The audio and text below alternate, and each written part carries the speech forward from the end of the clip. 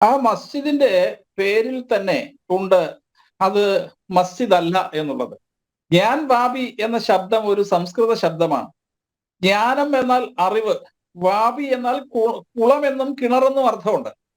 ഈ ശിവൻ ഭാരതീയ സങ്കല്പം അനുസരിച്ച് ദക്ഷിണാമൂർത്തിയാണ്. ദക്ഷിണാമൂർത്തി എന്ന് പറഞ്ഞാൽ അറിവിന്റെ ദേവതയാണ്. ആ നിലയ്ക്ക് കാശി വിശ്വനാഥ ക്ഷേത്രം ദ്വാദശ ജ്യോതിർലിംഗങ്ങളിൽ ഒന്നാണ്. ദക്ഷിണാമൂർത്തി സ്വഭാവവും കൂടി അവിടുത്തെ വിഗ്രഹത്തിനുണ്ട്.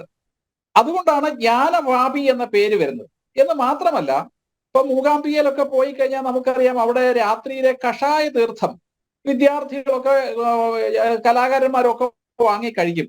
അതെന്താണെന്ന് ചോദിച്ചാൽ അത് ജ്ഞാനത്തിന്റെ അറിവ് വർദ്ധിപ്പിക്കാൻ നല്ലതാണ്. ഇതേപോലെ തന്നെ ഈ അവിടെ ഉണ്ടായിരുന്ന കൂപം അഥവാ കിണർ, അതിലെ തീർത്ഥം, അതാണ് ഈ ജ്ഞാനവാപി എന്നുള്ള പേര്. അതിലെ തീർത്ഥം സേവിച്ചാൽ നമ്മളുടെ ബുദ്ധിക്ക് ഉണർവും ഉന്മേഷവും ഉണ്ടാകും. ദക്ഷിണാമൂർത്തി സ്വഭാവം ശിവൻ ഉള്ളത് കൊണ്ടാണ് അങ്ങനെ ഒരു സങ്കല്പം അവിടെ വരുന്നത്. അപ്പോ ഇന്ന് ഈ നിലനിൽക്കുന്ന ഇവര് മസ്ജിദ് എന്ന് വിളിക്കുന്ന ഈ സംവിധാനത്തിന്റെ പേര് തന്നെ ജ്ഞാനവാപി എന്നാണ്. അതിനപ്പുറത്ത് എന്താണ് തെളിവ് വേണ്ടത്? ഇതിന്റെ ചരിത്രം പരിശോധിച്ചാൽ നമുക്കറിയാം, ഭാരതത്തിലെ മഹാക്ഷേത്രങ്ങളെയൊക്കെ ഈ കടന്നു വന്ന അധിനിവേശ ശക്തികളെ തകർത്തത് രണ്ട് ഉദ്ദേശത്തോടു കൂടിയാണ്. ഒന്ന്, അളവറ്റ സമ്പത്ത് ഈ ക്ഷേത്രങ്ങളിലെല്ലാം ഉണ്ടായിരുന്നു. ആ ക്ഷേത്രങ്ങളിലെ സമ്പത്ത് കൊള്ളയടിക്കുക. AD 1001 ഗസ്നി വന്നത് നമുക്കറിയാം. സോമനാഥ ക്ഷേത്രം 17 തവണ ആക്രമിച്ചു എന്നൊക്കെയുള്ള ചരിത്രം നമുക്കറിയാം.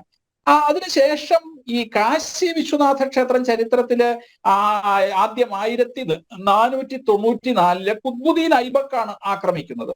കുത്ബുദ്ദീൻ ഐബക്ക് ആക്രമിച്ച് ക്ഷേത്രം തകർക്കുകയും അവിടെയുള്ള ഹിന്ദുക്കൾ അതിനെ പ്രതിരോധിക്കുകയും അതിൽ പരാജയപ്പെടുകയും കുത്ബുദ്ദീൻ ഐബക്ക് പിൻവാങ്ങിയപ്പോൾ ഈ ക്ഷേത്രം വീണ്ടും നിർമ്മിക്കുകയും ഒക്കെ ചെയ്തു. പിന്നീട് ഈ ക്ഷേത്രം പലതവണ ആക്രമിച്ചത് നമുക്കറിയാം, ഈ മുഗൾ സാമ്രാജ്യ കാലത്തെ ഏറ്റവും വലിയ മത ഭീകരവാദിയായിരുന്ന ഔറംഗസേബാണ്. ഔറംഗസേബ് ഈ ക്ഷേത്രം പലതവണ ആക്രമിച്ചതിന്റെ ഉദ്ദേശം സമ്പത്ത് കൊള്ളയടിക്കുക മാത്രമായിരുന്നില്ല. കാരണം അദ്ദേഹം ഒരു മതഭ്രാന്തനായിരുന്നു. അപ്പൊ ആ മതഭ്രാന്തൻ, ഈ കാശി എന്ന് പറയുന്നത് ഭാരതത്തിന്റെ ഹൃദയമാണ്, ആധ്യാത്മിക ഹൃദയമാണ്. കാശ്മീരം ഭാരതത്തിന്റെ ആധ്യാത്മിക ശിരസാണെങ്കിൽ കാശി ആധ്യാത്മിക ഹൃദയമാണ്. ആ ഹൃദയത്തെ തകർക്കാനും പിടിച്ചടക്കാനും സാധിച്ചാൽ ഇവിടുത്തെ ഹിന്ദു സമൂഹത്തിന്റെ ആത്മവിശ്വാസം തകർക്കാം. ഇപ്പൊ ഈ അയോധ്യയിലാണെങ്കിലും എന്തുകൊണ്ട് ഇവര് ക്ഷേത്ര അവശിഷ്ടങ്ങൾ കൊണ്ട് തന്നെ മസ്ജിദുകൾ പോലെയുള്ള നിർമ്മിതികൾ ഉണ്ടാക്കിയെന്ന് ചോദിച്ചാൽ, ഒരു തരത്തിൽ പറഞ്ഞ ഒരു സൈക്കോളജിക്കൽ വാർഫെയറിന്റെ ഭാഗമാണ്, ഒരു മനഃശാസ്ത്ര യുദ്ധമാണ്. അല്ലെങ്കിൽ ഇപ്പോഴും ഇപ്പൊ അങ്ങ് പറഞ്ഞതുപോലെ ഞാനിപ്പോ 1 മാസം മുന്നേ പോയതാണ് കാശിയിൽ. അതിനു മുമ്പ് ഞാൻ പലവട്ടം പോയിട്ടുണ്ട്. ദിവസങ്ങളോളം കാശിയിലെ ഓരോ ഗലിയിലും അലഞ്ഞിട്ടുള്ള ആളാണ് ഞാൻ.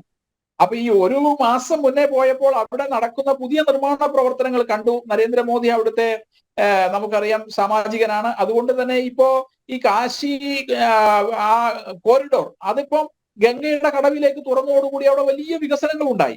അപ്പം അത് നേരിട്ട് കാണുവാനും കാശിയിലെ പഴയ അവസ്ഥകൾ മനസ്സിലാക്കാനും ഒക്കെ വേണ്ടിയാണ് ഞാൻ പോയത്. അപ്പൊ ഞാൻ അവിടുത്തെ ഓരോ ഗലികളിലും ദിവസങ്ങളോളം അലഞ്ഞടന്നിട്ടുള്ള ആളാണ്. അതുകൊണ്ട് എനിക്കത് കൃത്യമായിട്ട് അറിയാം.